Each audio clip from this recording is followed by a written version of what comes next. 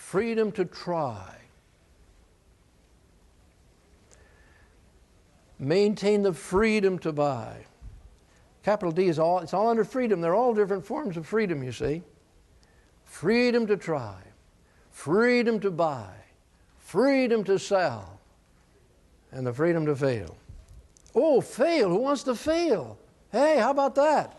None of us want to fail, and that's why we get up so early in the morning.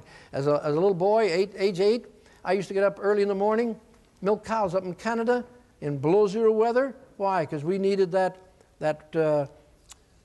money that would come from cheese and the milk and so forth. I tell you, that was mighty important. All right, now I want you to just go back now. See, here's a little fellow. Let's see if I can get over here where you can see him now. So he got an idea. So that's freedom to try. What do you think he's going to do? I'd like to find out. Okay, let's see what he's going to do. Freedom to try. Okay, he goes down and he buys some stuff. Oh, my goodness. Now, over in a communist country, you have to be very careful because they have deployment of material. You have to get somebody to sign up that it's all right for you to buy it. And over here, you can buy anything you want to. Nobody says, what are you going to use it for?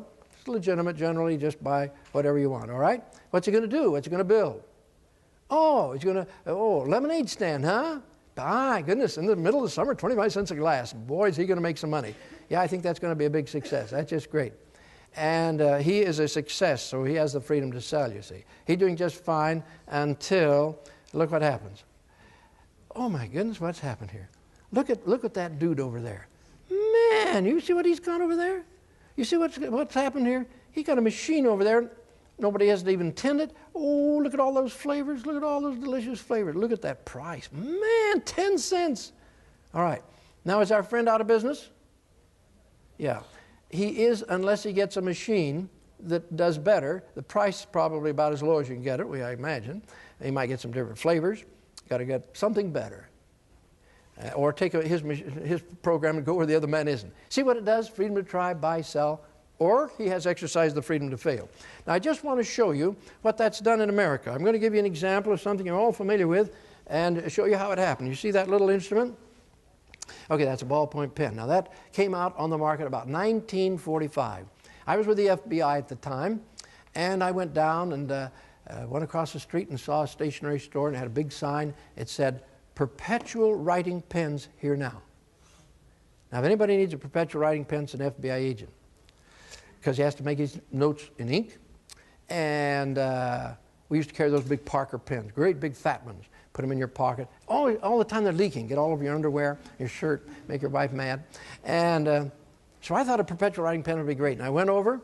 I said, "Can I see your perpetual writing pen?" "You bet." Handed it to me, and I started to try it.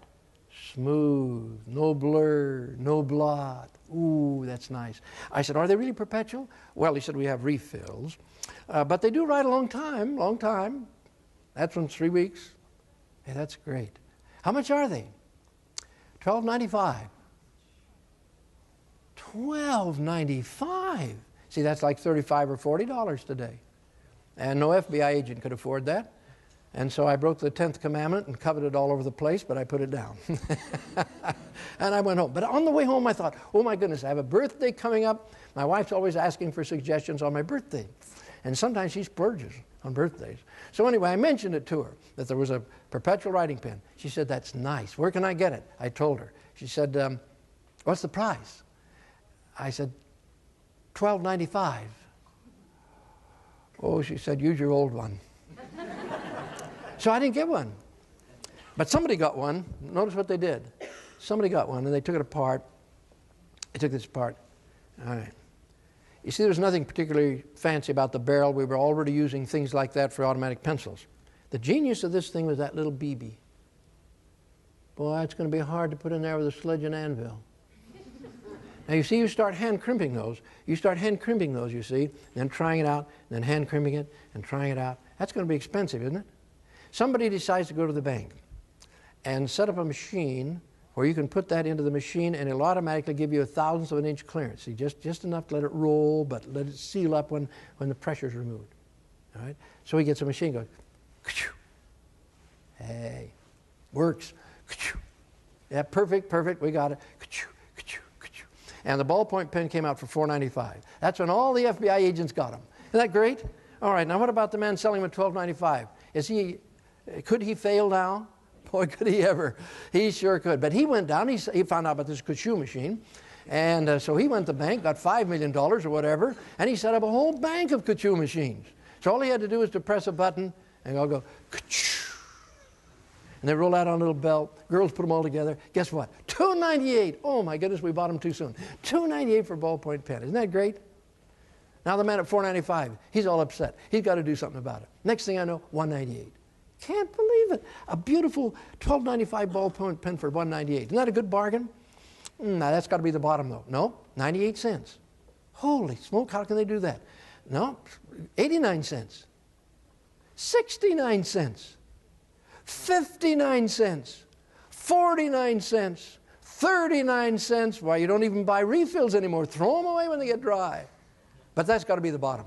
No, 29 cents. 29 cents. And then 19 cents. Now, they can't, it must just be a leader. They can't do it for 19 cents. Next thing I know, Kmart, some of the cut rate stores, you know, 10 for $1. 10 for $1. And if you know a real estate man, you can get one free.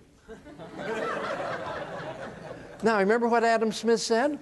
There are some laws. If you let them operate, things will be abundant and cheap. Fantastic, isn't it? Won't you agree? Amen. All right. Now, what if the government had come along and said, $4.95 is a reasonable price, you know? I see that's what they're doing with energy now. We've got a gasoline glut in this country, and the price of the pump is continually going up because competition is not being allowed to flow, deregulation has not come in, freedom is not operating. That's why you have this. Everything is it's not a natural system that the government has employed. All right, now that's the story of the ballpoint pen, parable of the ballpoint pen.